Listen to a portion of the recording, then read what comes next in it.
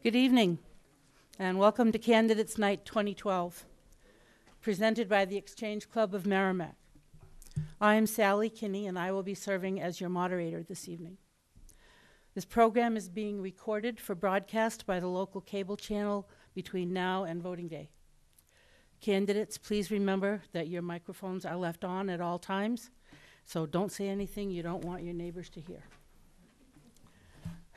The Exchange Club is a local service organization of professional men and women serving Merrimack. Our focus is on youth programs such as Merrimack High School's Youth of the Month, the Top 10 Scholars Recognition Dinner, and a scholarship for a college-bound Merrimack High School senior. We also support 2 of the local food pantries with periodic donations. We have been active in the community since 1984, and you may recognize us by our Cans for Kids program and our peanut sales at the transfer station. I would like to take this opportunity to introduce and to thank Mr. Ed Smith, Chairman of the 2012 Candidates Night. Thanks, Ed.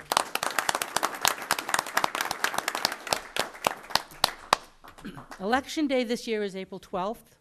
The polls will be open from 7 a.m. to 7 p.m. Please note that they are no longer open until 8 p.m. April 10th. You said 12th in the note.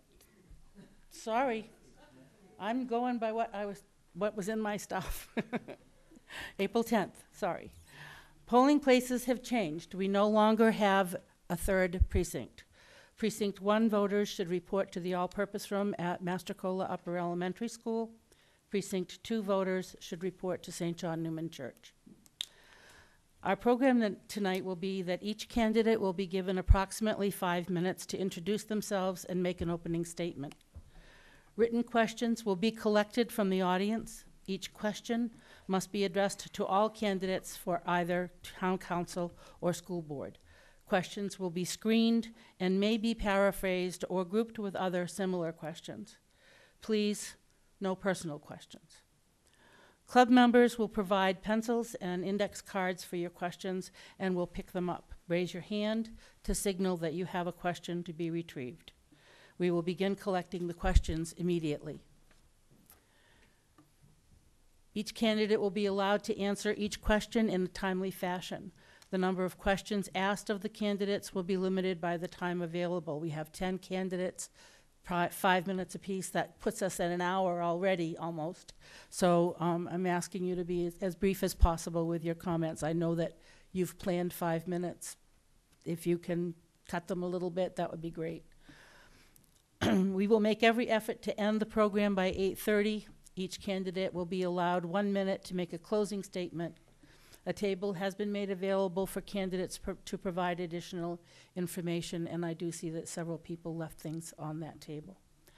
So we will begin with Nancy Harrington. Thank you. Thank you. First of all, I want to thank the Exchange Club. Can you turn it on? It is on, right? No, they said it's No, on. I thought it was on, but no. Ready. There we go. Thank you.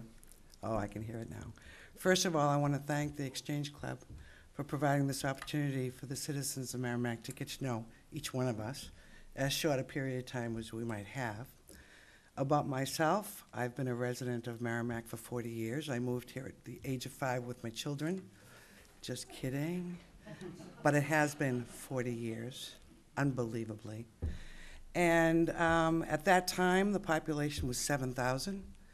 And with any good town, the town grows, as Merrimack has grown. And we all know it's going to grow even more in different ways, but it's going to grow. I have been a member of the town council for 4 years. Actually, it was Board of Selectmen for a year and then town council for 3. Then I took 2 years off to regroup, but also I had acquired a new position, and I knew I needed to be able to pay a lot of attention to that new position. I wanted to do both jobs well, and I knew I couldn't do both jobs well. So I chose my job, and now that I've got my feet on the ground, I feel like I can return and become, hopefully, a representative voice as I believe I was perceived to be before. We all know that there are changes coming down the road, and there are going to be hard decisions needed. And I think in the past, I've been able to demonstrate that I've made smart decisions represented the town, and made hard decisions when they were needed. So I'm not going to take the full 5 minutes. You'll have more.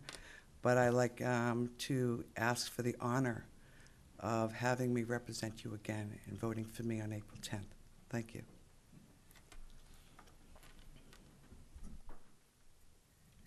Hi, my name's Tom Koenig. I currently serve on the town council and have in the past, along with Nancy, served on the Board of Selectmen that transitioned into town council.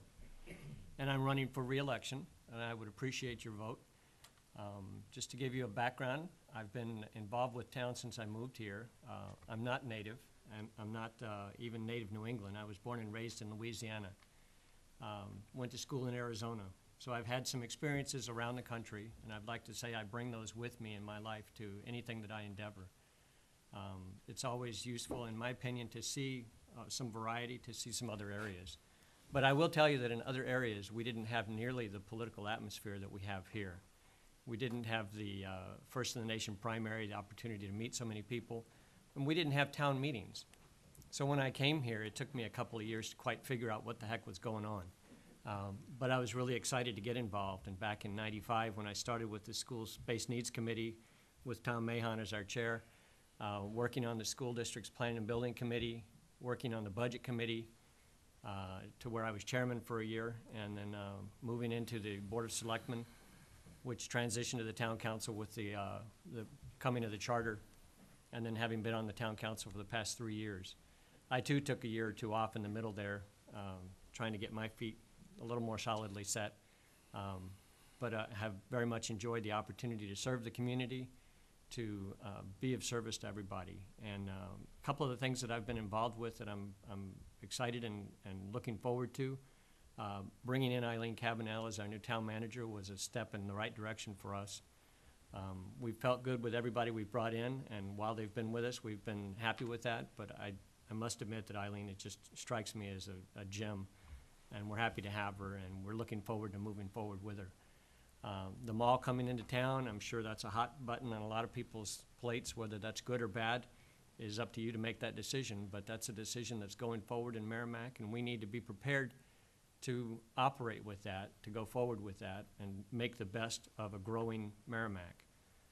The bridge to the airport opens up access to the north end of town. Again, an area where we're going to see growth, we're going to see expansion, because it's now a more viable, usable, exciting area for industry and business to move into. So those are a couple of the areas that I think from a growth of the town, from an industrial, commercial tax base and whatnot, that we're going to see growth and we're going to see expansion.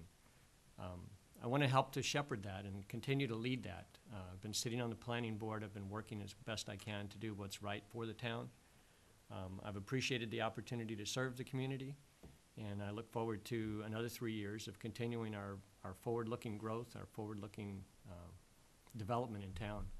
And I would appreciate the opportunity to serve you again. And so if you'd vote for me April 10th, I would appreciate it. Thank you. I'm sorry to interrupt, Tom. The microphones are not on.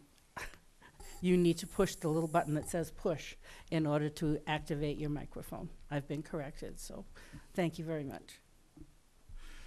Okay. Well, I'm Tom Mahon, and I also currently serve on the town council. And I also am seeking your support to continue to do that for another term. I've lived in town since 1976, and I have been very active in the community. If you saw my interview with Dave McCrae, the extent of my involvement in the community, not just on the town side, but on the school side as well.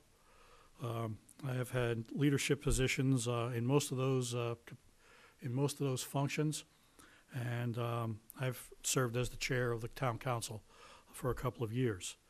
I too am excited about the prospects for Merrimack over the next 3 or 4 years.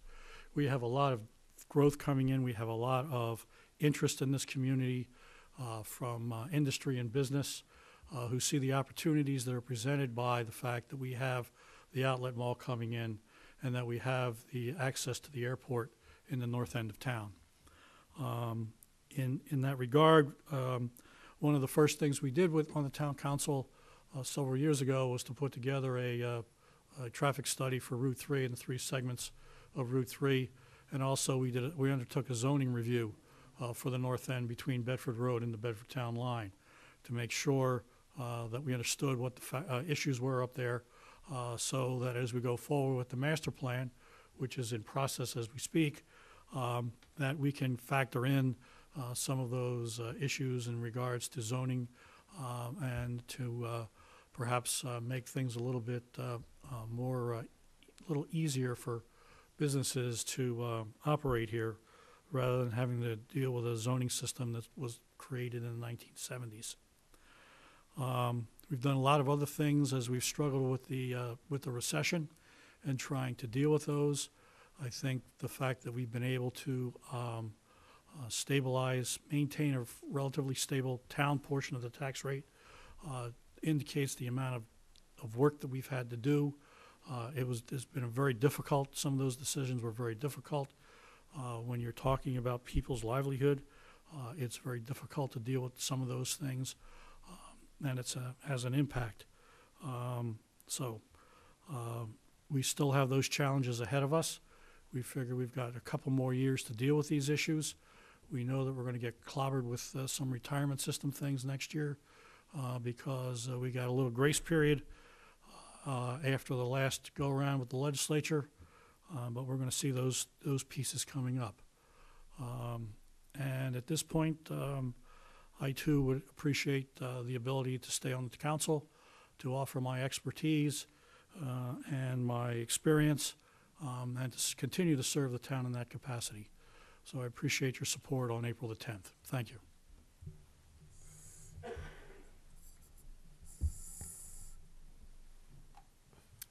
Thank you, Sally, and thank you, the Exchange Club, for continuously holding this forum for the residents of Merrimack, New Hampshire. It's very important that the people of the town get to see their candidates and hear a little bit of what they have to say. I'd like to thank the audience for showing up this evening and showing great interest in what is going on in the town. Again, my name is Mike Malzone. I lived in the town of Merrimack for about 20 years. I, too, have served on the town council. I served from 2006 to 2009. I think I have a proven track record during that time. I was very happy of my accomplishments that I have met at that time. I am a homeowner, and I'm a small businessman. I am one that finds it very difficult to deal with tax increases in the town of Merrimack, New Hampshire. I was one of the people last year at this time that fought vehemently against the implementation of pay-as-you-throw. It was almost 1 year ago today that we filled up this room with a room full of people. And after sending a clear-cut message to the town council at that time, it was overwhelming at the ballot that we voted for not implementing pay-as-you-throw, no to 2 firemen, no to 2 policemen, no to a new fire station. And a lot of residents believe they voted for the lower budget by voting for the budget that said 26 or 27 million as opposed to 30 million. So therefore, the residents of this town sent a clear-cut message that day at the ballot booth that we did not want a tax increase. We did get one. We got one in a few different forms. There are some people that live on the waterfront, be it Babusick, Natticook, or Horseshoe Pond in this town, that they feel that they were implemented with a view tax. Our government in the town says that that was not implemented, but I find it very difficult to have somebody's land go up that large amount during a recession. It's uncalled for.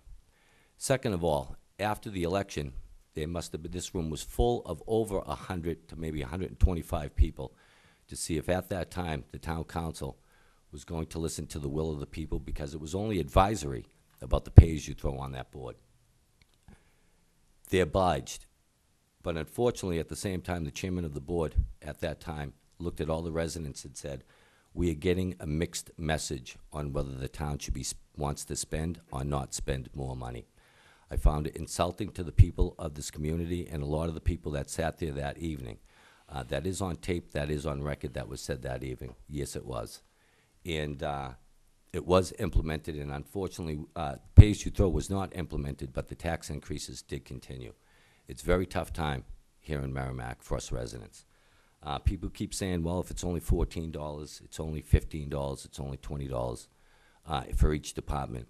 It makes a difference. You times that by 400, and you end up with $5,600. As far as growth is concerned, All the projections that the town has received within the last 10 years failed to have been met. The fact of the matter is we were supposed to be at 30,000 people in this town. We're lucky to make 25,000. When we opened the middle school up in, I believe, '04, we have now 700 students less than the day that we opened that school. I am a small businessman. I talk with a lot of small businesses in this town. I realize there are some big conglomerates that are coming into town, such as a Home Depot or the outlet malls, and that's great, and we all support that.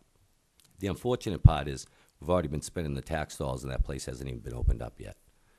The smaller businesses in this town took a hit of 35%, and that's a large increase. And for the people that have lived in this town for a little bit of time, you've noticed some of our small businesses are now gone. We need to be a more friendly environment as far as businesses are concerned. If we want to grow as a community, we have to be a lot more friendlier. And the fact of the matter is, we're spending $30 million on the town side, and that is for customer service. Again, we do not manufacture and sell something at a profit. The town side is customer service, and we need to aim our goals a little bit higher for that. I would really appreciate your vote on April 10th. And if not, at least get out there and vote. Thank you. Good evening. Thank you for hosting this, the opportunity to say that. My name is Kevin Shea.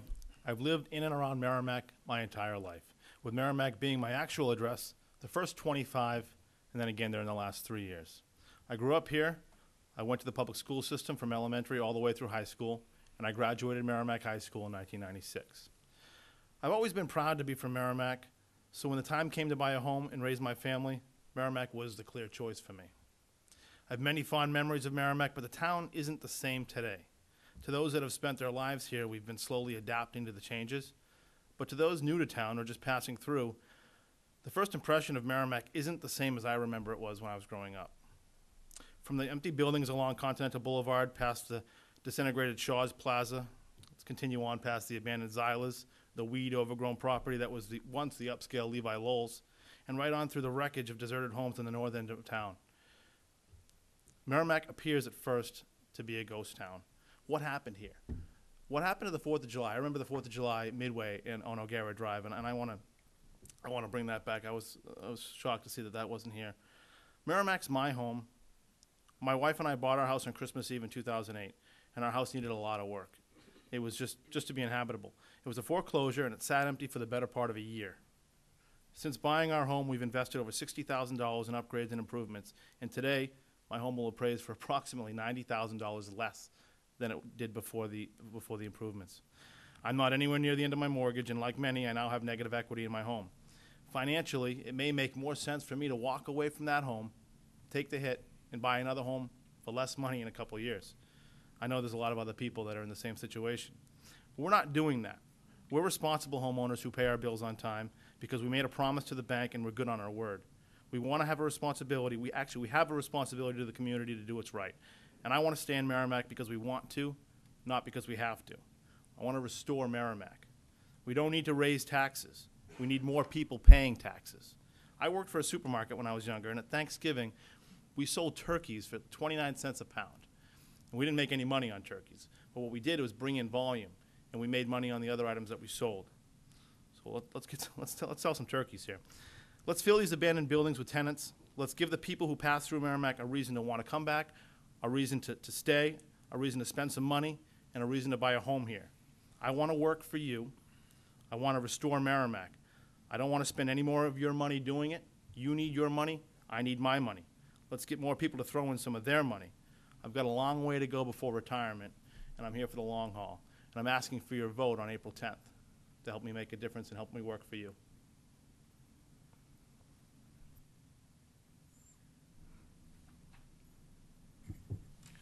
Good evening. I am Lon Woods. I thank the Exchange Club for providing us with an opportunity to listen to each other and an opportunity for me to promote my candidacy for a seat on the town council. I thank the audience for their kind attention.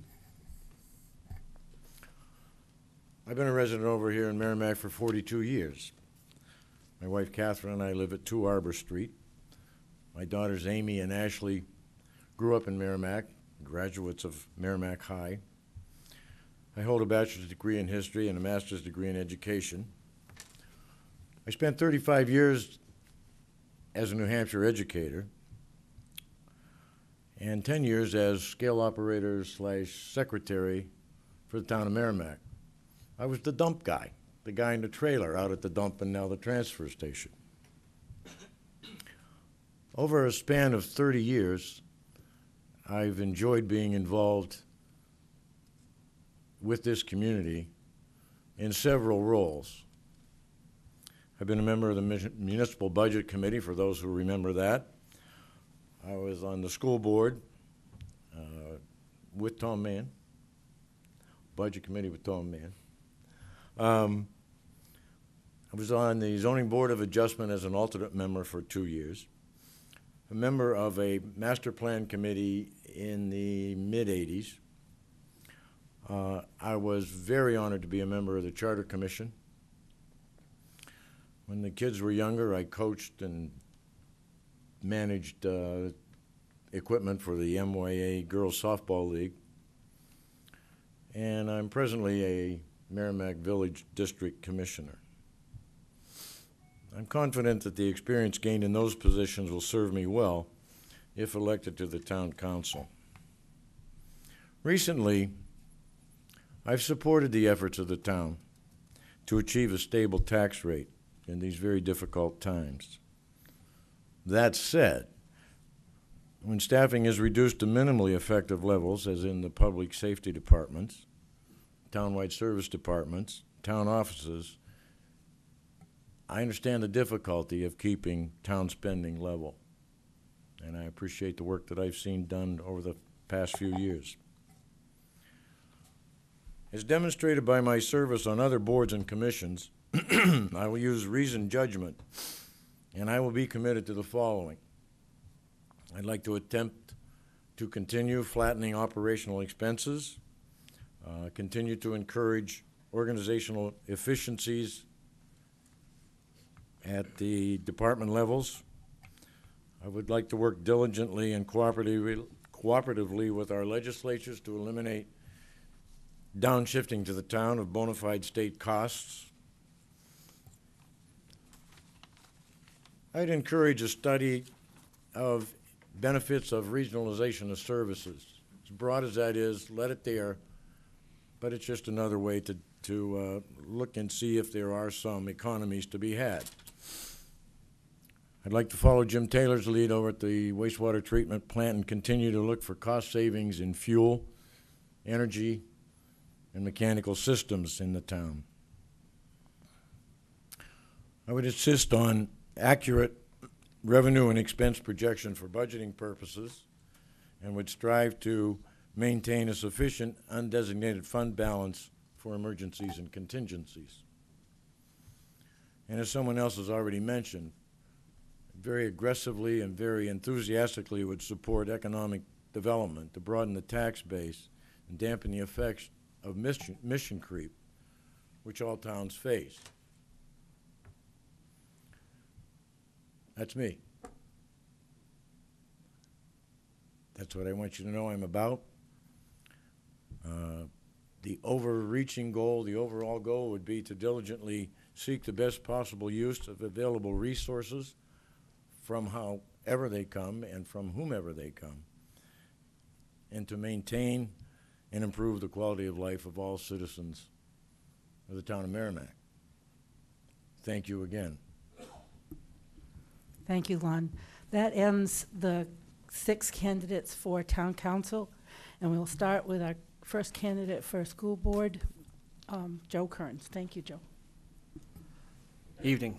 Thank you for hosting this tonight. My name is Joe Kearns. I live at 4 North Jeb Road, Merrimack, with my lovely bride, who's in the first row on the right here. We've been Merrimack residents for 13 years. This is my first time ever running for public office. People have asked me why I'm running for public office, and I'm still kind of putting that answer together. I was asked by a few friends to run after attendance at a few town meetings recently, and challenged by one of the councilors to run. And I kind of took that to heart. I figured that I couldn't really talk about the problems unless I tried to participate in fixing them. So prior to moving to New Hampshire. I was in the Army for 8 years, active duty. I served in First Special Forces Group, then finished my physician assistant training at University of Washington in Seattle. My wife's family was from New Hampshire. I loved it here. That's why we moved here. We're in our first house, and I think we're going to stay in that one for good. Looking at the growth around Merrimack, there's some definite problems, as Mr. Malzone outlined and Mr. Woods. What can I bring to the school board?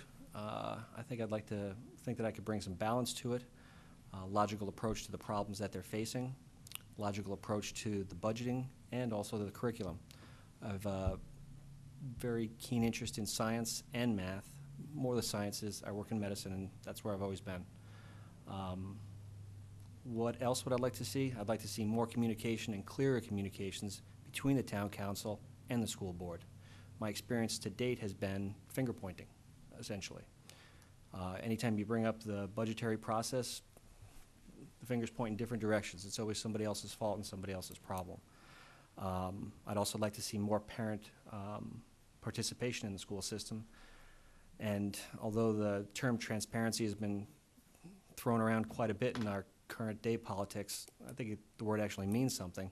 And I think that the public should really know what's going on at our meetings. And I think that this is the most people I've seen in this room since the town hall meeting here in November. It's kind of nice to see people here.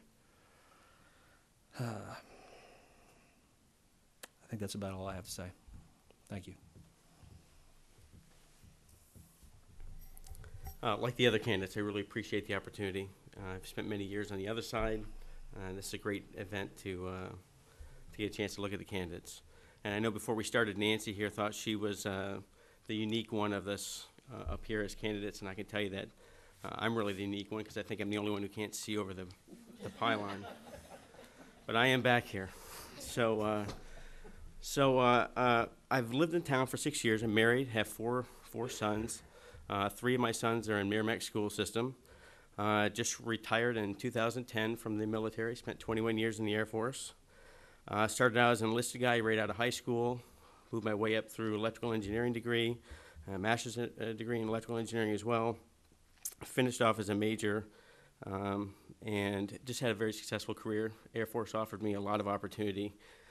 During that time, I spent a fair bit of time in college, night classes at a community college, went to a small liberal arts college. I went to a big state school, Mississippi State, and I went to a competitive graduate school. As a sponsor student at a competitive graduate school, the Air Force really likes to take their pound of flesh, so we did double the number of credits in half the time, so we earned every penny of that. The reason I'm running for school board, I'm a strong advocate for curriculum, rigor within curriculum. I'm very involved in the education of my sons, beyond talking with their teachers, and certainly not a parent that points fingers about grades or other things. I'm more talking to the teacher about how we can come alongside as a team to educate my sons. And so I bring that approach to the board if I should be elected. I think that we can do more in the area of parent engagement, whether it's formalize the use of the parent-faculty associations to find ways to survey and get a sense for what all parents in the district have on an issue. I'd like to see another information push using technology, much the same way the town does with pushing out things by email, so that so the parents don't have to check in with the website and really be as plugged in because they lead busy lives. The more kids you have, the crazier the schedule is, and I can attest to that. Last thing I think I bring to the table is somebody who does their homework in just about everything that I do. I'm a very big data hound. For those that have looked at my budget data, you could probably surmise that. And I think what that brings to the table is a great discussion. Even though I come to the table with my homework done, it doesn't mean I come without an open mind. I'm always willing to be convinced. I have an open mind to be debated with, and I enjoy thoughtful debate. I think that we've got some challenges, and as others have said, in declining enrollments, and I think we have some innovative opportunities because of that. And I'd like the chance to represent you for the next 3 years, and I look forward to your questions. Thank you. Good evening. My name is Davis Powell, and I'm running to be your representative on the Merrimack School Board. I'd like to thank Mrs. Kinney and the Exchange Club for once again hosting this candidates' night. My family and I temporarily moved to Merrimack due to a job promotion that I had. We needed to quickly find a house to rent, knowing that we would want to take our time to find the right town to raise our family in. 16 years later, we're still here, and I know that we made the right decision to stay. 2 of our children have gone through the Merrimack school system, and our third one, is a junior in the high school. I'm currently finishing my 2nd term on the School Planning and Building Committee. I have also previously served a full term on the school board and the Municipal Budget Committee. When my children were in the lower grades, I served in the parent-teacher groups and volunteered in their schools. I've also been a junior achievement business partner, bringing real-world experience into the high school economics classes. My 3 priorities on the school board are to, number 1, continue to balance fiscal restraint with high-quality education. 2, foster professional excellence that enables us to attract and retain talent. And 3, to encourage collaboration that identifies and implements cost-saving and improved quality. We are in difficult economic times at this point. Merrimack needs to have a school board that can manage a budget that will be fair to the taxpayer, as well as ensuring Merrimack will continue to be able to provide a high-quality education for our children. There are multiple sides to each issue. I have over 20 years of experience in the insurance industry, which has given me the skills to be able to listen to all points of view and decide on the best course of action from that information. My previous time on the school board will allow me to transition with a minimal learning curve. I will strive to continue to seek out ways to leverage savings while delivering a quality product to our students. The town and the school district already partner in some areas, and I'll make sure that this partnership not only continues, but expands to take full advantage of the economies of scale. Thank you again to Mrs. Kinney and the Exchange Club. Thank you to the audience viewing at home, and I respectfully ask you to vote for me, Davis Powell, on April 10th. Thank you.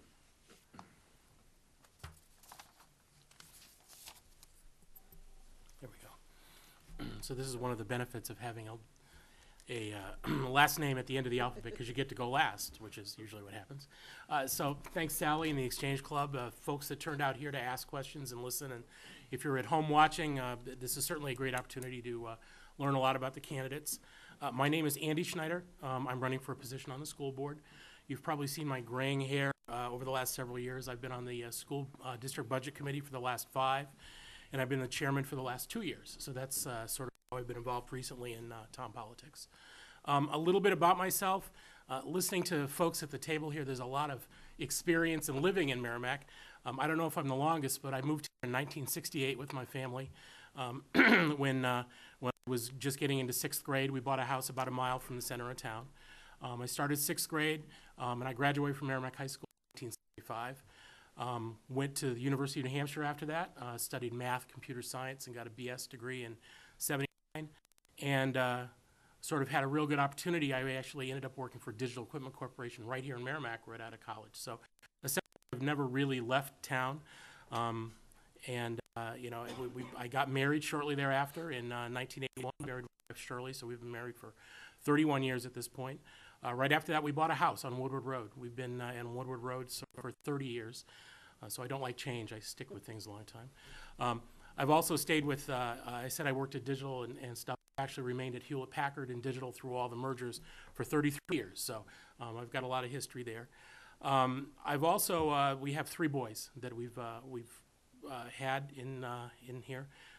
The 2 oldest ones, Eric, who's now 26, Jason, who's 23, went through Merrimack, graduated from Merrimack High School in 04 and 07, respectively. They took their degrees and their learnings from Merrimack, as well as their music education. Both of them went to college, both graduated from college, and are both gainfully employed with jobs in their degree areas. Our youngest is Ryan, who's 15. I can't believe he's already 15. Sort of like an empty nest at home, but with only having one, but he's still here, and he's a freshman at Merrimack High School.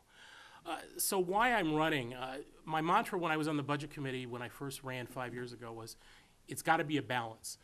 We know that we have to control what we spend, and it's even more important now than it was back then. with the economy what it is, what the taxes have done, what the assessments have done. We've got to be prudent about what we spend. But what we deliver in the school district is the livelihoods of our kids. Because the success of the schools is how successful they are when they leave, whether they go to college, whether they go to a job right out of school, or whatever their vocation is.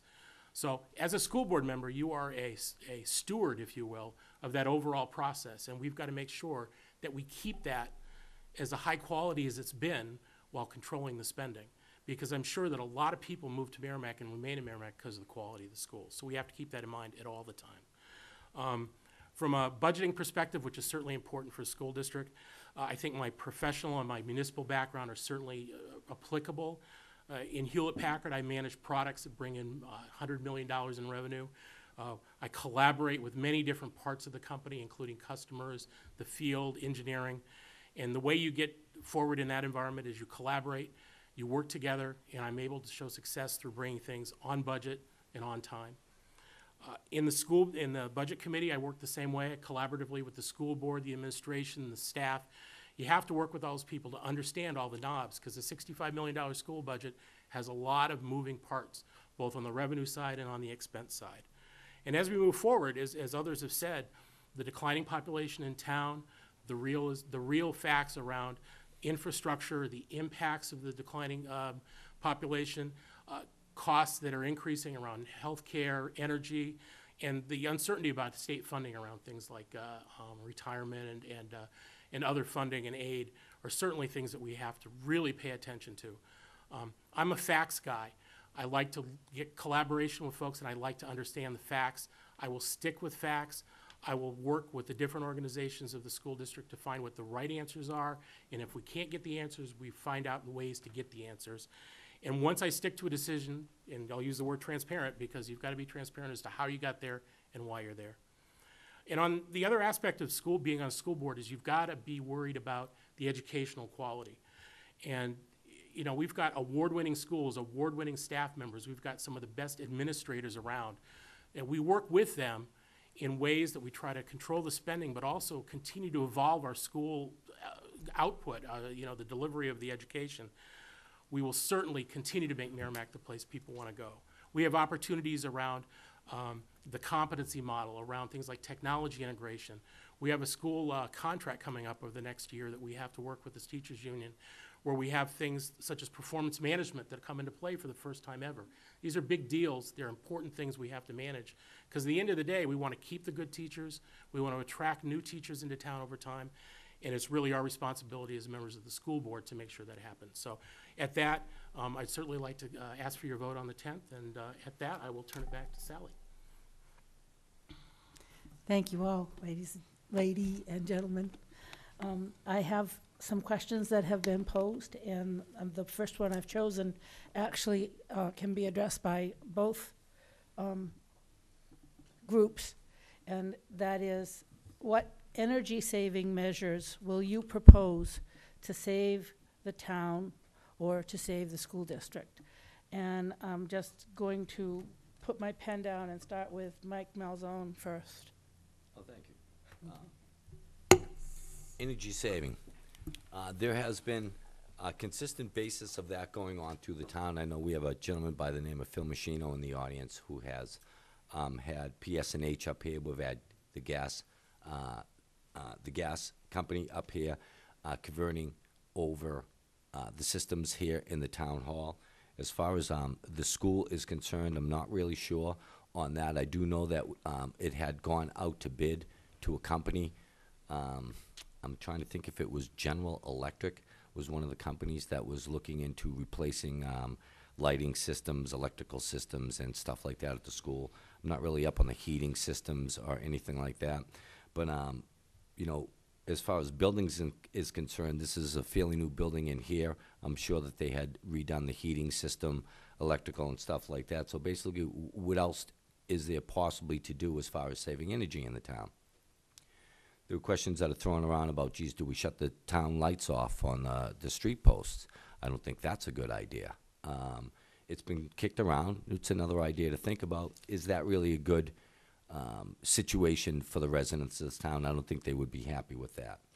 So when we look at the other things such as gasoline and heating oil, for whatever is left in the town, I know is being bid out by Paul McCallie as the finance administrator. We prepay and get that at a fairly reasonable rate. I believe that we do the same thing with gasoline. So that's a tough one to do. But there could be ways of maybe reorganizing departments, such as take the police department, and instead of having vehicles scatter all throughout the town, maybe we should start breaking that down into sections so that we can get less gasoline there. Maybe we should even look at the fire department and decide that, maybe we should not be sending fire trucks out for inspections and leave them be in the smaller cars, and maybe not take the fire trucks to run errands during the day. I mean, there's smaller things that you can do, but as far as the main infrastructure of energy in this town, I think the only thing that we could have done was left the dam up and go with hydraulics, but I don't think that didn't really push over in the town. I know some of you chuckle. I thought it wouldn't have been a bad idea to at least use some of that energy that was over there. We might have gotten away with at least, getting some power to the main fire station that was down there, but nobody seemed to want it to go with that plan. So that's going to be a tough one as far as energy is concerned, because it's something that you cannot, you just can't control the expenses of it. Thank you. Nancy? Actually, interestingly, Mike and I, thank you. Interestingly, Mike and I were on the Board of Selectmen when energy became an issue.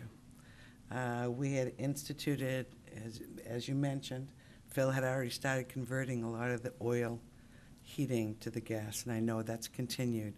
But we also set up a policy within the town, the municipal buildings, literally simple things like shutting off the lights. We put little signs near the plugs. We talked about temperature control, whether it be air conditioning or heating. So it's coincidental that you asked that question. I'm sure there has been more progression since then. I know there's been more conversion. But I think we can all, on an individual basis, we have that responsibility. And as town employees, we have to be able to maintain that responsibility. But I think the town's done a really decent job in keeping that in mind and maintaining and establishing a program of converting to the most efficient. Thank you. Kevin? Thank you. Well, first off, I don't have the experience that these two have as far as being on the committee and such, but first off, I'd want to take a look and see exactly where the high spending is. Can you hear me? First off, I'd want to take a look and see exactly where the higher spending is, and then take a closer look at exactly what that is, and try to find a way to improve on those efficiencies. But right off the top of the bat there, as far as, lights, energy efficient solutions are something that we should certainly look into. And then motion sensors and timers. There's, as far as turning off lights and putting signs up and all that, you're essentially relying on the accountability of the parties that are occupying the space. And rather than have to rely on human error there, there's systems, in fact, in the office building that my office is in, we've got motion timers. So as soon as somebody walks into the space, the lights go on, and then they're on for a period of time. And if nobody's moving for a certain amount of time, they go out. So yeah, I mean, sometimes it might be inconvenient if everybody's sitting at their desks. You get up and you do jumping jacks and such. But overall, it's a cost-saving measure, as far as that goes. But I don't want to comment too much further on that because I'm not really sure. The question was really broad as far as energy, and I don't want to go way off base. But like I said, back to the root of the answer is I'd like to take a look at where the high spending is and take a closer look at that to really properly figure out the efficiencies there. Thank you. Mr. Koenig? Thank you, Sally. Energy and whatnot is an ongoing, never-ending cycle in the town. We have committees that are working on energy savings constantly. We had a push back, as Nancy and Mike alluded to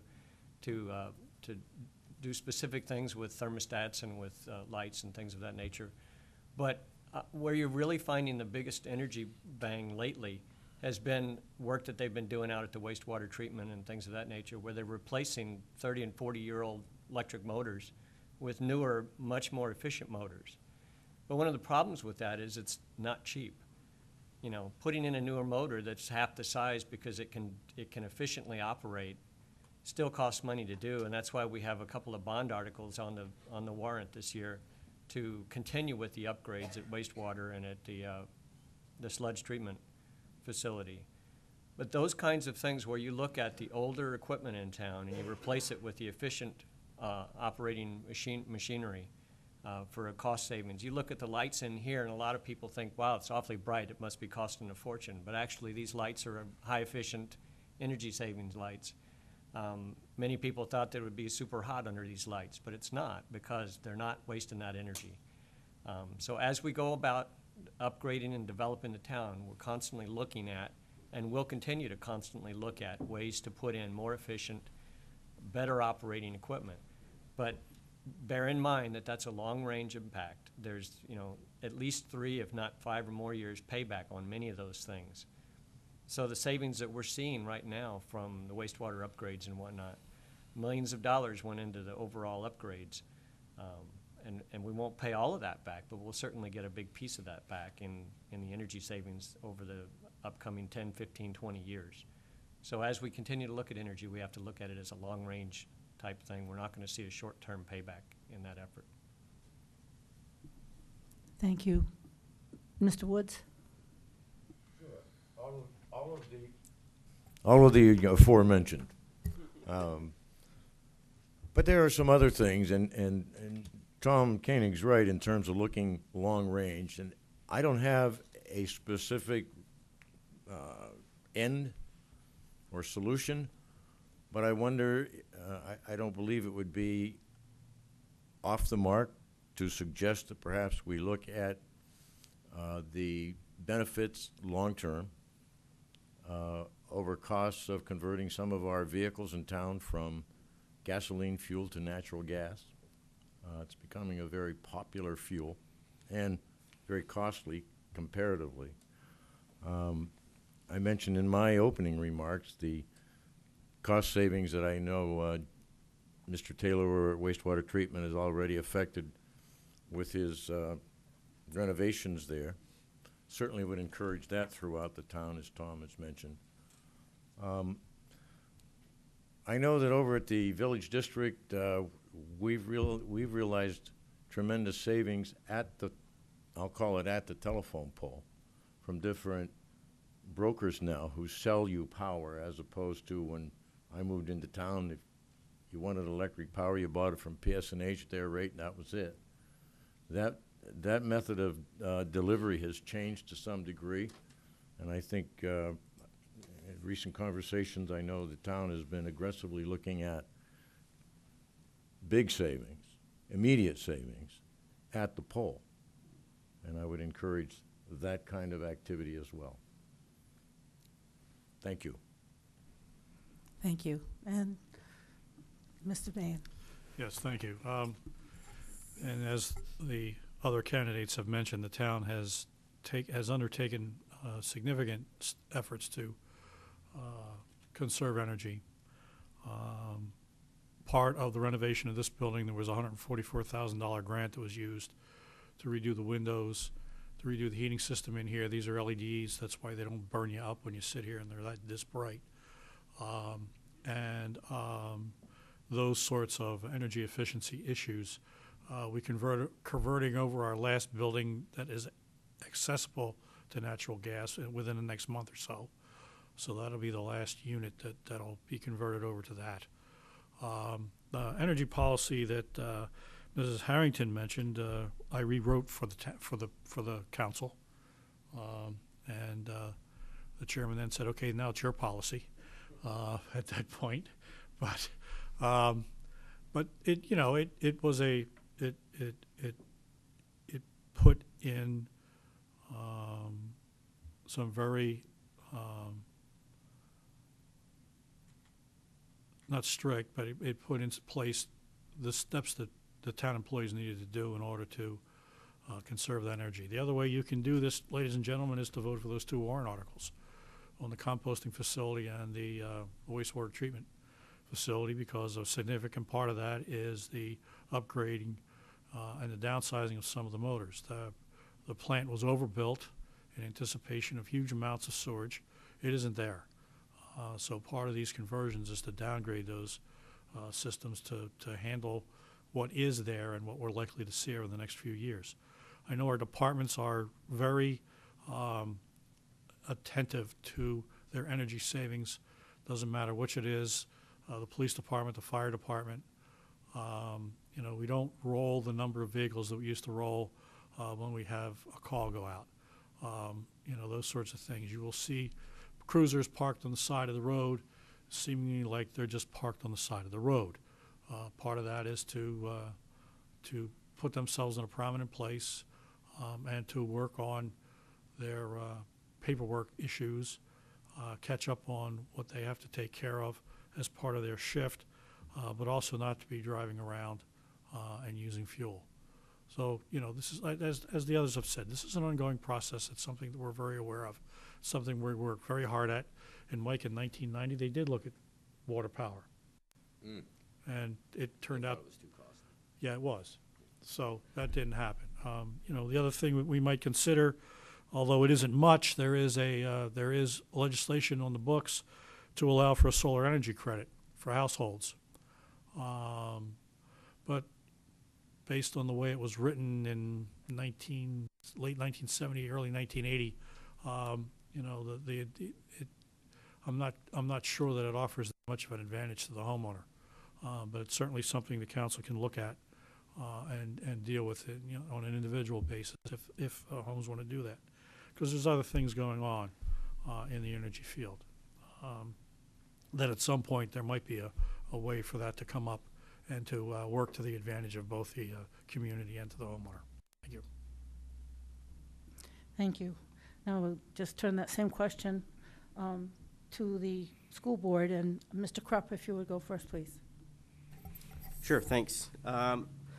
On the school board side, we're a couple of years into a Honeywell contract that addressed this very issue, the upgrading of facilities for efficiencies and so on. And so I'd stay the course there.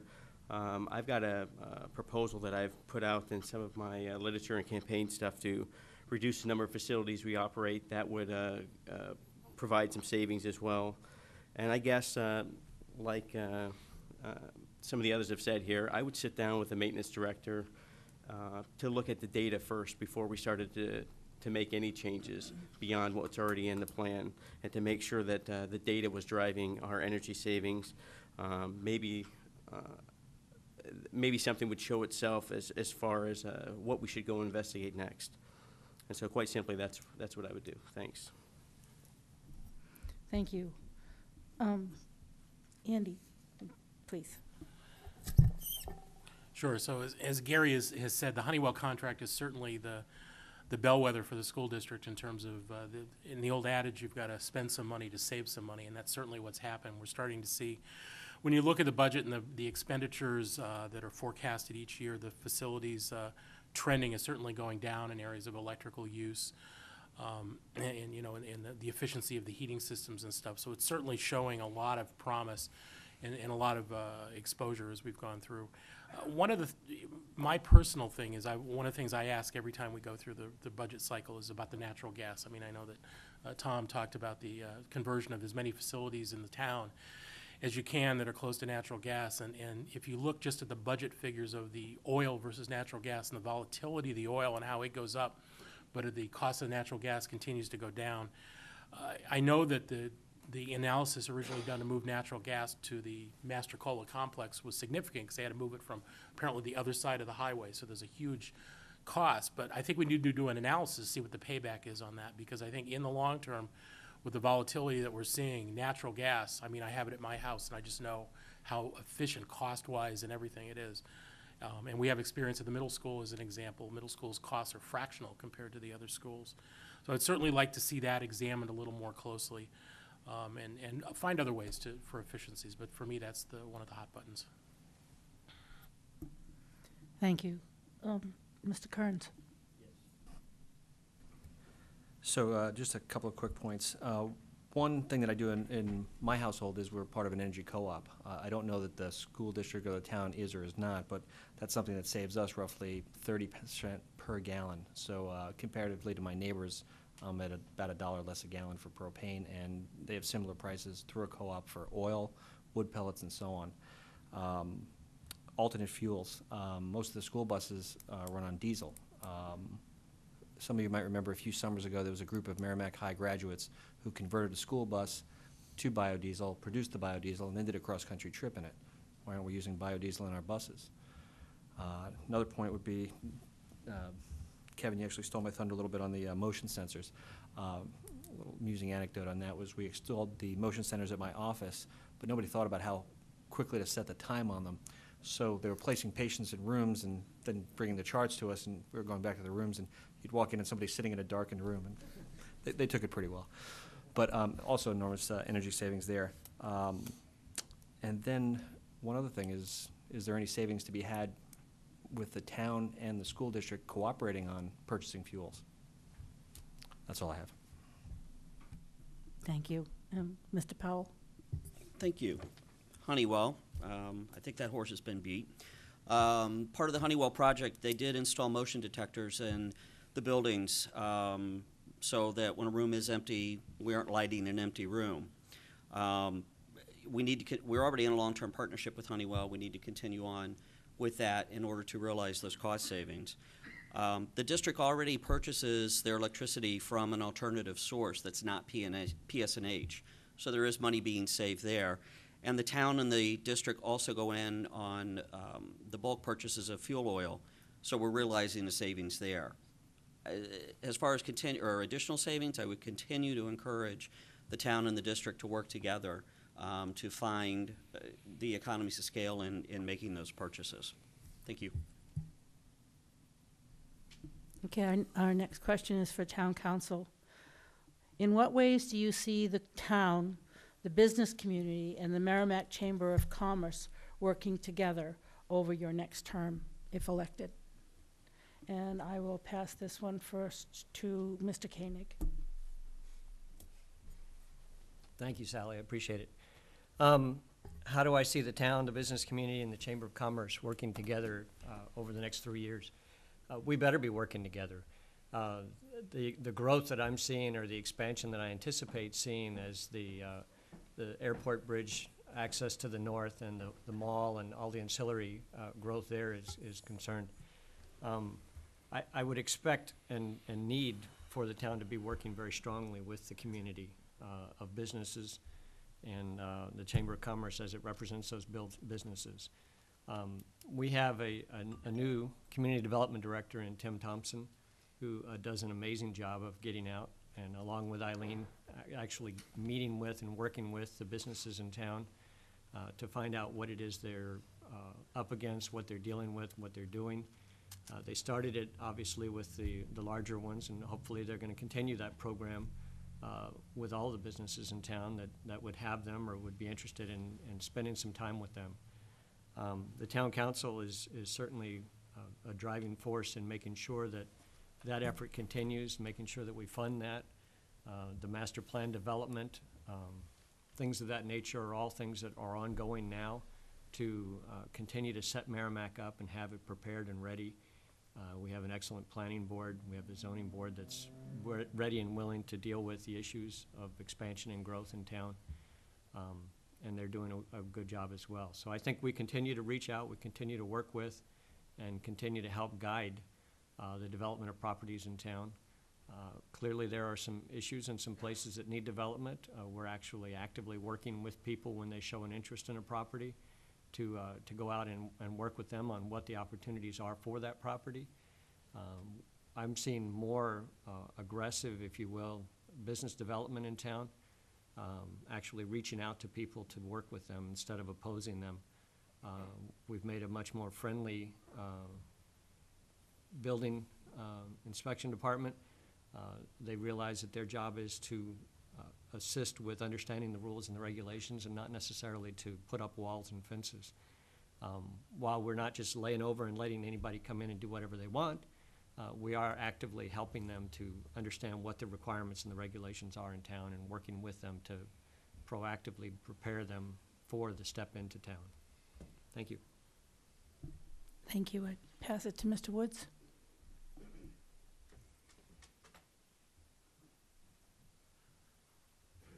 believe the town and the Chamber of Commerce need to understand each other a little better. And when I say the town, I just mean overall. It would seem to me that we've done pretty well attracting the larger businesses over time. I know some of them have left. That's just the nature of that sector. But I think we don't see much, I haven't sensed much encouragement, I will say, and I could be very wrong, and if I am, I apologize, with the chamber working with the smaller businesses to bring that kind of commerce and economic activity to the town.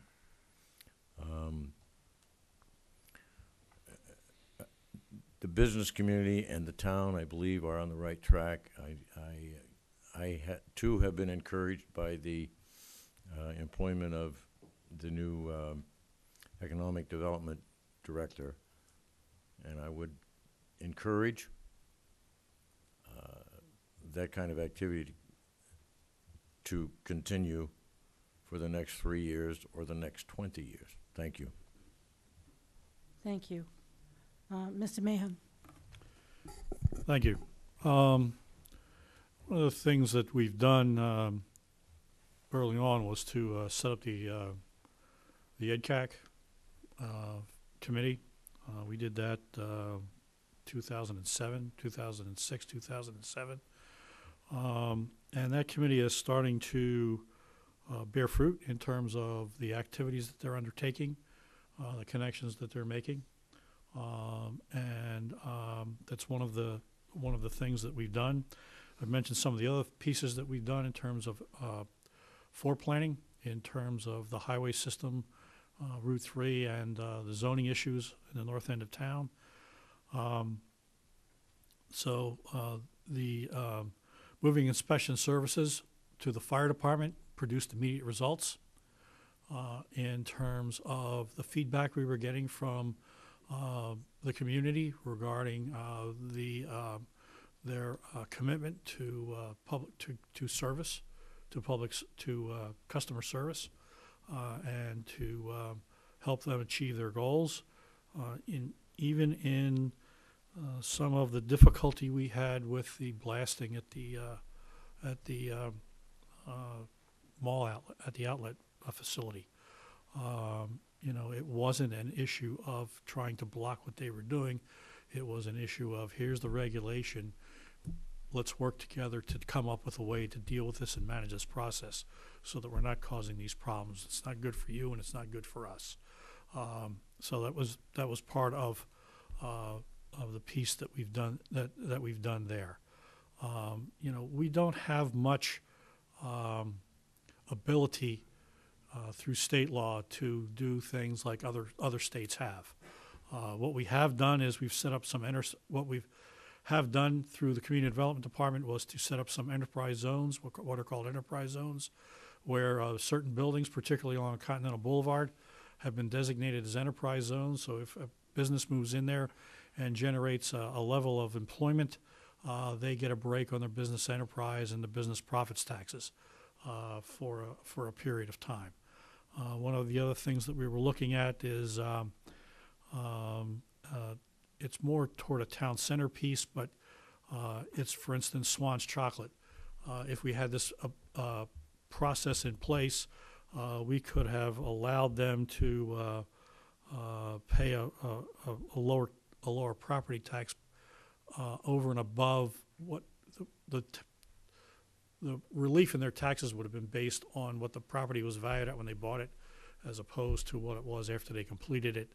And the enabling legislation allows the town to make adjustments in that for a fixed period of time, up to a certain dollar amount. And again, it's not a huge amount of money, but it may be enough for a business who comes in and renovates a building to be able to make a better go of it.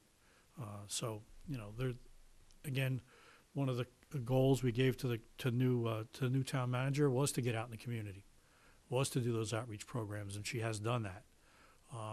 She's constantly dealing with the businesses in town, large and small, to take care of their issues and to work with them to make this a better place for them to conduct their business.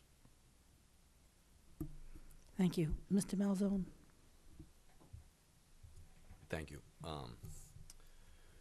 First off, back in, I believe it was 06, 07, I was one of the leading people in the charge to start the Merrimack Business Expo here in town. I actually made a motion to give the town councils stipend back so that we could fund this at the time. And at the time, it was being funded by the town of Merrimack with fellow councilmen's paychecks. I thought at that time, being a fiscal conservative, I thought if we were going to ask the town town employees in the town itself to cut back a little bit, I figured, you know, we had to lead by example. We did the Business Expo. It was a very successful event, and the small businesses in this town were extremely happy, and the response that we got from not only the businesses but from the residents was outstanding, and we are still doing this today. Me and Dave McCray and a few other people worked very hard to put this event on every year. It was a way of giving back to the businesses in this town. The fact of the matter is every single business in this town gets their door knocked on, be it a gas station, a hairdressing place, a breakfast place, a restaurant, and they're all getting their doors knocked on a continuous basis by the fire department in the town, the police department in the town, MYA, soccer, football, and they're asked for donations, which they all oblige by. The profit margin in small businesses are small, and that's why they call them small businesses, but they're more than happy to help give to the community and give back, and that's why I thought it was very important to have that opportunity for a forum in the town of Merrimack to have the Business Expo. It was defunded a couple years back, and we decided to keep it going, and now we are charging the businesses in this town. A few of them didn't think it was that bad that they had to pay, but they actually participated more in it because they were happy with the idea that the town was giving back to them, seeing that they give so much back to the town. Let's jump ahead a little bit more, and we'll talk about how are we really that friendly of a business. I feel differently after speaking with small businesses in this town, and I think we have to look at community development as one of the issues in this town. There's a lot of rules and regulations and ordinances that go into Merrimack, New Hampshire, and I can understand why that we have to have them and put them in writing. But it's about continuity. One business should be treated the same as the other. One business should not be told that they cannot put flags that says we are open and we serve breakfast, not be allowed and be told that they're going to be fined if they have those out in front of their small business, when yet maybe a quarter of a mile down the street, there's a car dealer that has the exact same flags out in front of their place, but they say, seal on cars. That creates animosity in the business field out there, and you start to get negative feelings and negative comments about that. I think if the town spent a little bit more time pounding the pavement, they would realize that that is that sentiment that's out there, and that needs to be corrected. The EDCAC, I thought, was a great committee, and that place went, those people that had joined that, and there was probably 12 or 15 residents in the town of Merrimack that got involved in that.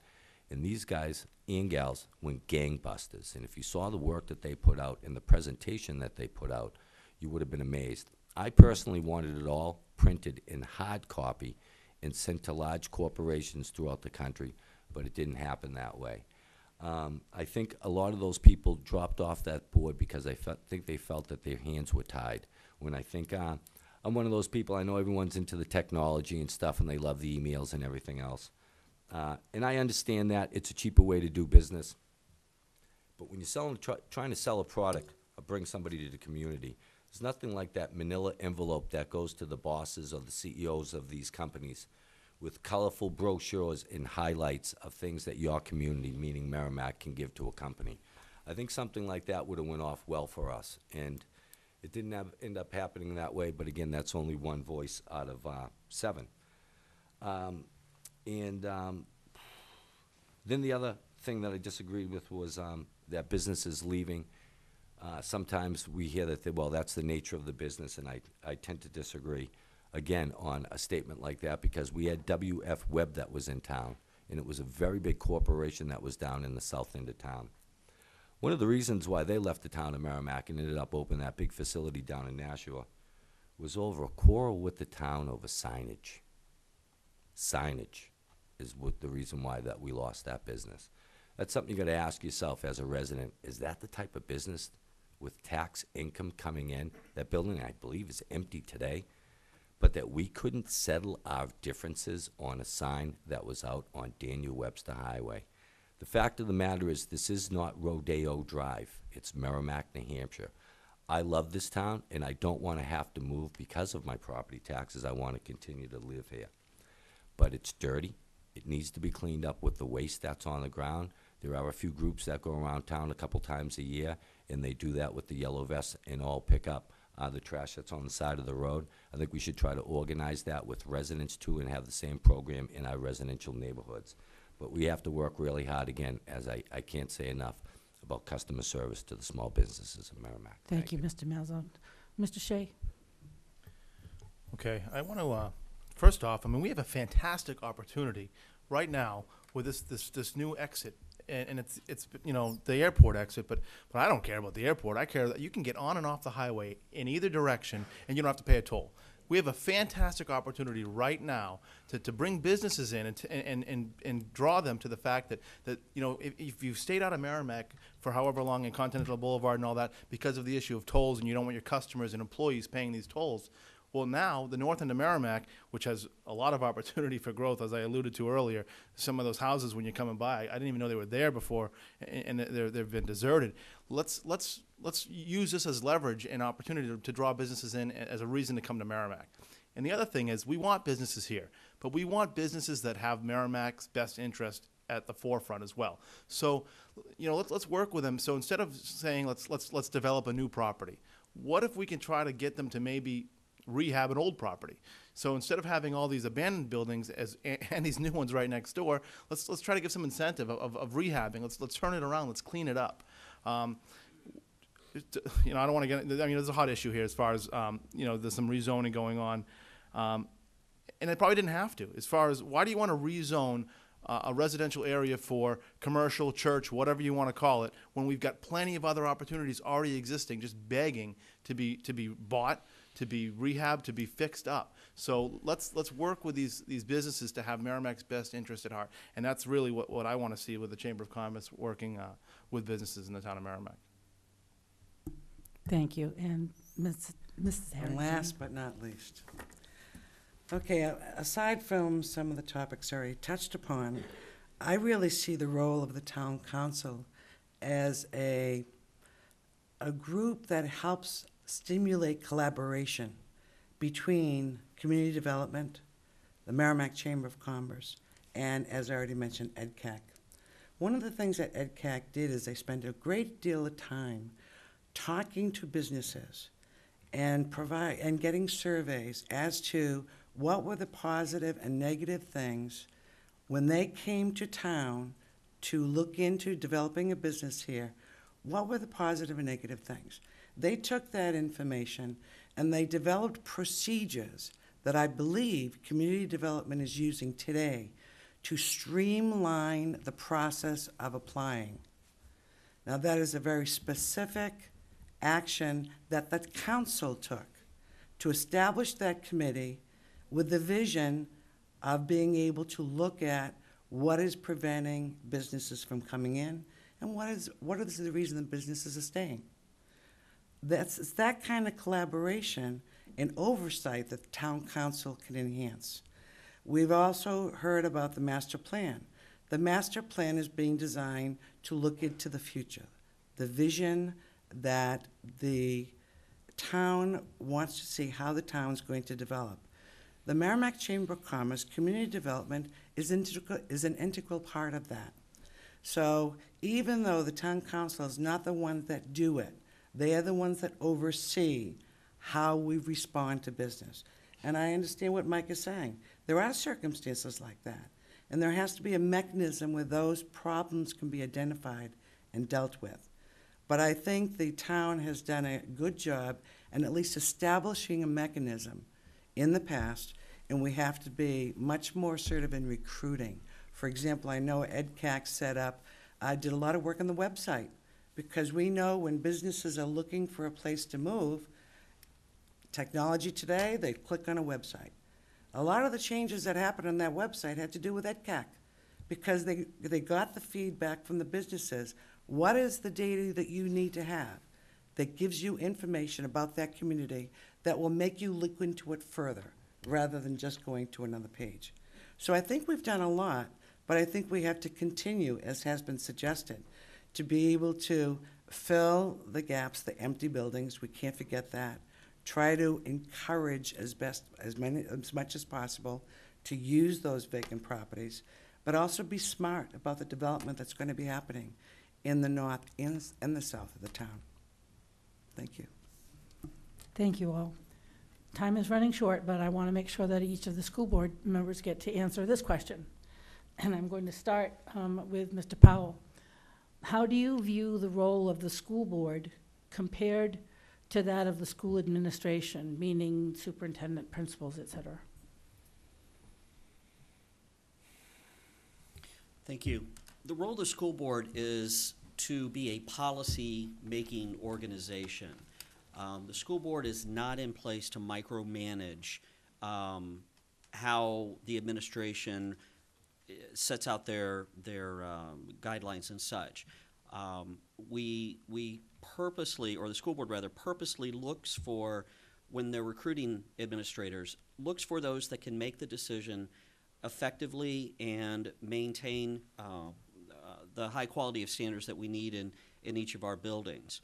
The school board is also a liaison, if you will, between the town and the district, meaning the administration, the superintendent and such. The school board's function in that regard is to make sure that the superintendent's office knows what the feelings of the town are. The school board is also tasked with creating a budget that is both fiscally responsible, but also will allow the district to continue with the good work that's being done at this time to keep our schools the high quality that they are. But by no means is the school board in the business of micromanaging what goes on a day-to-day basis in the district. Thank you. Thank you. Mr. Kearns?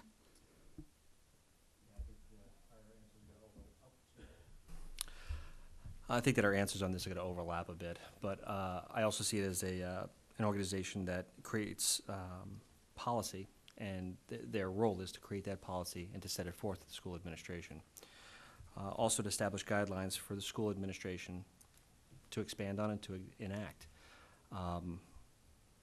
Budgetary role, I think, is a huge part of it, if not 50% or more. 50% or more. I think in recent years, what we've seen on what we've been offered for the budget is bad and worse.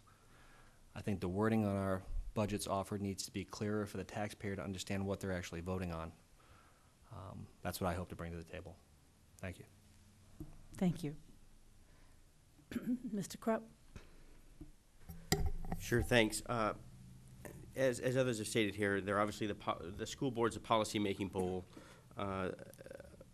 in that relationship, but I also see them as the body that lays out the vision for where the school district is headed and allows the administration to put in plans to execute that will achieve that vision. You know, they go off to come up with the mechanics for how to make that vision a reality.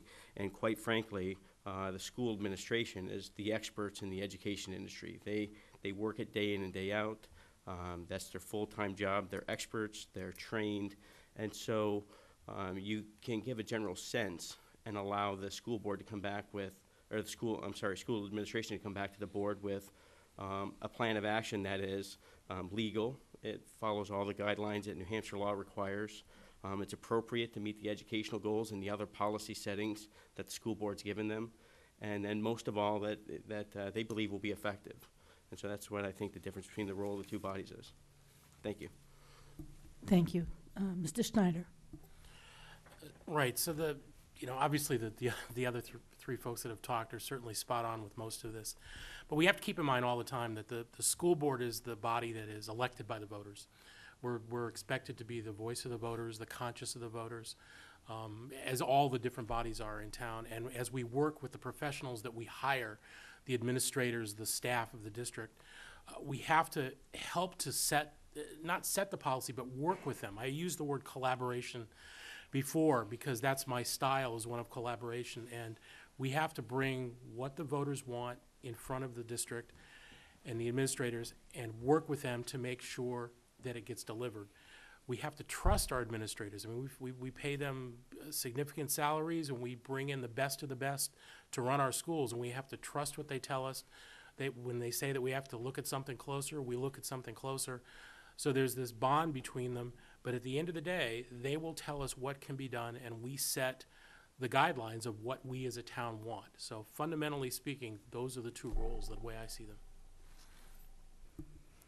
Thank you. And to our audience, I apologize for the fact that we really only got to answer a couple of questions for each body. We will make an effort to get these questions somehow answered for you, whether it be on a website or something. But that my goal will be to find a way to get the questions that were asked that were not answered and not addressed. I have one. It's a real hot button issue for me, and I'll make sure that that one gets put out there. What I'm going to do now is I'm going to ask each of the candidates to just sum up in a minute or so that we can end right around 8:30. The candidates may be willing to stay and chat with you if their schedule allows. I don't know how long we have the room for, but as long as we do, I think they will stay here and chat with you. But I'm going to reverse the order. I'm going to start with school board, and I'm going to start with Andy. Thank you very much. Wow, turned around. Okay.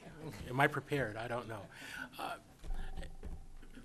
When I was putting this is the first time I've run for office where I've had to buy signs. And you know, when you run for budget committee, you don't buy signs necessarily, but with school board, you do. And as I was putting signs up, many people would say, Andy, why did you pick the color of signs you are? Is the blue more visible? Is there a red versus blue thing? You know, what is it? For me, when I decided to run, blue came to mind, because when you're from Merrimack, blue and white is the colors.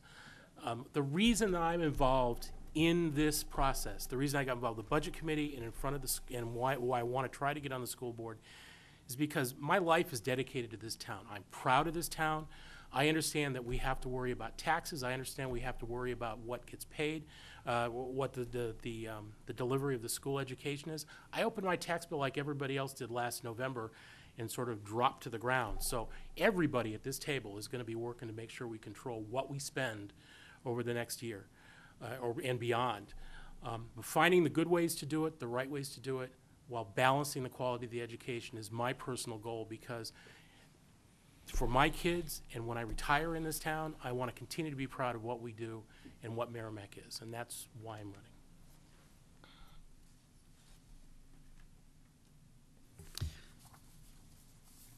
My signs are green because blue and red were already taken. So I wanted to stand out a little bit. Tonight you've heard of how each candidate will be the best choice for your vote. I hope that you're able to see the differences between us. I am committed to continue to rein in the cost whenever and wherever possible without sacrificing the quality of our education. We have to remember that one of the key factors to inviting more commercial and industrial property owners here to Merrimack is the quality of life. And I feel the public school system is a key factor in that. When employers are looking to relocate to Merrimack, they want to know that their families are going to be taken care of in the school district. I humbly ask for your vote on April 10th. Thank you. I really appreciate the opportunity. I was, I realized that when we had 10 candidates here, we wouldn't get to very many questions. That's unfortunate, because the questions, I think, are the heart and soul of what we're doing here, and I enjoy that the most. But I will say that I also care deeply about education. I am a believer in public school system. I was a product of public schools. All my kids are in public schools. And I am very concerned that the education, the level of education that we give our kids is top-notch, second to none. And at the same time, I believe there's opportunities to reduce the budget. And I don't think that those things are at odds all the time. And we have opportunities with our enrollment. I have ideas out there on the table that I think would be great to discuss. I'm open-minded, and I ask for your vote on April 10th.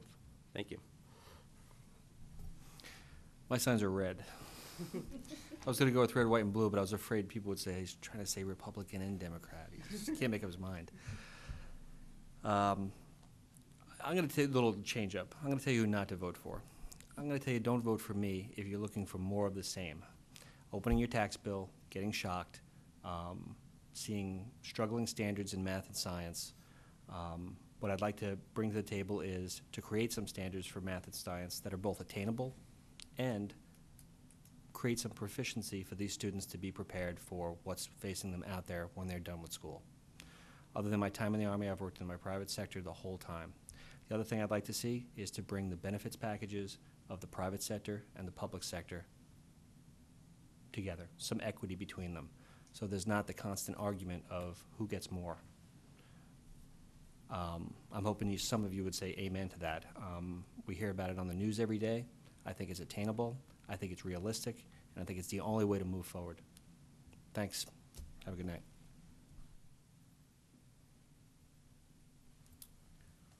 I want to thank the Exchange Club again and thank the audience here and at home for their patience. I leave you with 3 thoughts. A vote for Woods is a vote for experience. A vote for Woods is a vote for demonstrated commitment to service. And a vote for Woods will very much be appreciated on April 10th. Thank you very much. My signs have my family photo on them. So in the back, there is some literature. So anybody that didn't get to ask any questions for me, there's some literature in the back that you can contact me. I'll stay as long as you want until they kick us out, if anybody has any other questions.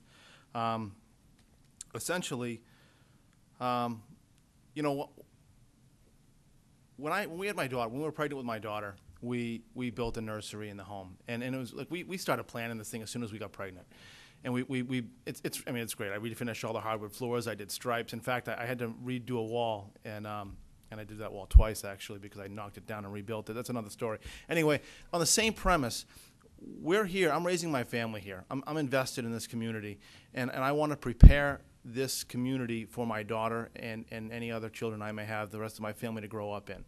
So I grew up here. I love the town, and I want to keep it the way that I had it. I want it to be something that's affordable and enjoyable for the long term. So I'd appreciate your vote, and I'm going to do everything I can to prepare this town for my daughter and yours. Thank you, Madam Moderator. I think you did a wonderful job here this evening. This is my first time with you as the moderator, and I appreciate it. It is your first time. It was, huh? You did a heck of a job for yourself, girl. Don't worry about it. You're blushing. You did a great job. You pronounced everybody's names right, and I appreciate that.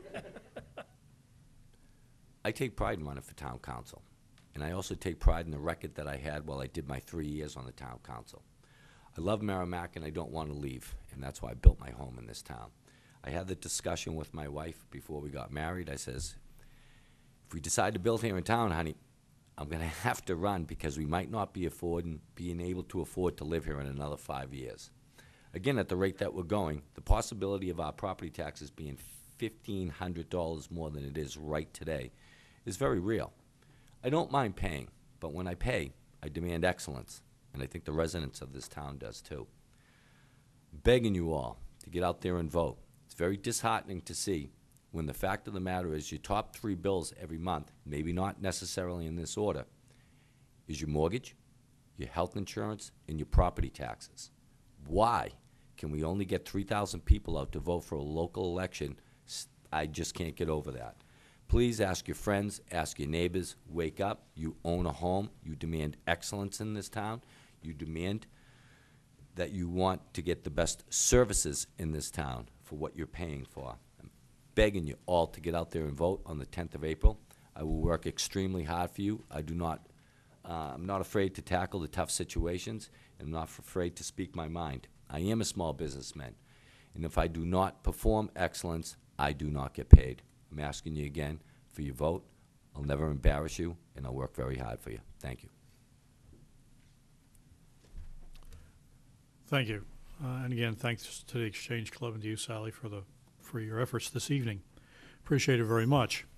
I've run on the same basic platform since I started when I ran for council in 2006. Tax rate stabilization, economic development, infrastructure maintenance, and making sure that this place is a good place to raise your family. I raised my family here. We're still living here even though I've retired. All of us have stated that commitment. I don't think any of us is going to do anything that's going to jeopardize that aspect of our lives. But there are other things that get into this and trying to manage these issues. I think I've demonstrated throughout my public service in this town that I do care about the tax rate, that I do try to manage those issues and those budgets as effectively as I can while trying to establish priorities for how we're going to spend it. Because particularly with our infrastructure, if we're not dealing with those issues at this time, 5 years down the road, we're going to be dealing with 3 or 4 times the cost that would have done that might cost us this year. I think the example we keep using on the council is our neighbor or directly to the north, about how much time and effort they've tried to spend on getting their roads back into shape after they neglected them for 25 years. Recognition. Okay, we don't need to do that, and we've been trying very hard on this council, and I've been trying very hard to help balance those issues as we go forward. We don't always spend what we think we need to, but at least we're trying to get the issues taken care of, the most difficult ones taken care of. And you're going to continue to see a fair number of public works projects this year that deal with those infrastructure issues, like you saw last year. Okay, and we are managing to do that, and we are managing to keep the town portion of the tax rate at a relatively stable level. And again, I encourage you to vote on the 10th, and I also encourage you to cast a vote for me on the 10th. Thank you.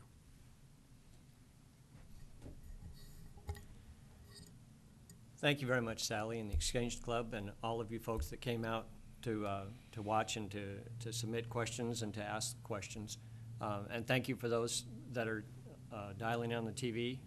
Every opportunity you can have to educate yourself is a good opportunity, and I certainly look forward to all of you coming out to vote and ask you to come out and vote for me for town council. I want to know what's going on, and so you can count on me to continue to ask the questions. Mr. Yakuboff made a joke about asking questions at our last meeting, but it just points out that what we're trying to do on the council is get that information out for the public. And so I will be continuing to ask questions and make sure we're transparent, we're open, and everybody has an opportunity to understand what's going on in town. I have always been in an effort to control spending, but I'm not going to control spending at the cost of our quality of life. It's a balance that has to be walked very carefully to reduce your costs and reduce your expenses, but not to trim to the point where you start to hurt services so much that people are not getting what they need to be getting. And I'm on the council to keep a positive attitude about the town, to continue to portray the town in a great light, and to continue to work for growth in the community. And I just ask that you consider the great opportunities we have before us right now in Merrimack. And if you don't believe or understand in those opportunities, I urge you and encourage you to come out, ask questions, talk to us, but get involved. This town doesn't work without the people of this town working. We need the volunteer effort, we need the involvement of the people, we need the feedback, because we can't begin to be leaders without feedback on how that leadership is going. So I urge you to come out and vote for me on April 10th, and thank you very much. Again, last but not least. First of all, as I mentioned earlier, I've been here 40 years. This is my home. I care about Merrimack, always have, will continue to, as all 10 people who are sitting here care about Merrimack, or we wouldn't be sitting here. I ask you to consider what my performance for before when I was on the council.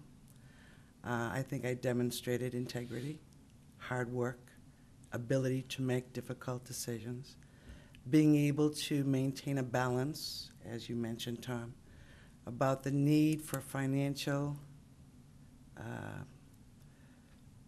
what's the word? Frugalness. But there is a balance between being able to be frugal and being able to maintain the services. And Tom, you mentioned about the infrastructure. All that has to be in balance. So, and I'm really glad that we have young people showing up for these as well. Kevin, I'm really pleased, because I think we need to be able to have the younger people involved in this. You don't have to be here 40 years to care about Merrimack, although you almost have been, actually. He's one of the few natives, isn't he? Anyway, I just want to be able to say I think I'm known for a respectful discourse. I can agree to disagree and be respectful, not only with members on the council, but also as people who come in before the council and disagree with what you think and what you say. Every single person here has the right to disagree with what the council thinks, okay? But we are here to represent the citizens, so we need to listen to them as well. So I thank you again, and the Exchange, and Sally for you. You did a great job. And I respectfully request for your vote on April 10th as well. Thank you. Ladies and gentlemen in the audience and candidates, I want to thank you for coming. I want to thank the town staff for allowing us to use the meeting room. And thank you to the media staff for recording the program for broadcast on the local access channel. And that concludes our program for the evening. Thank you very much.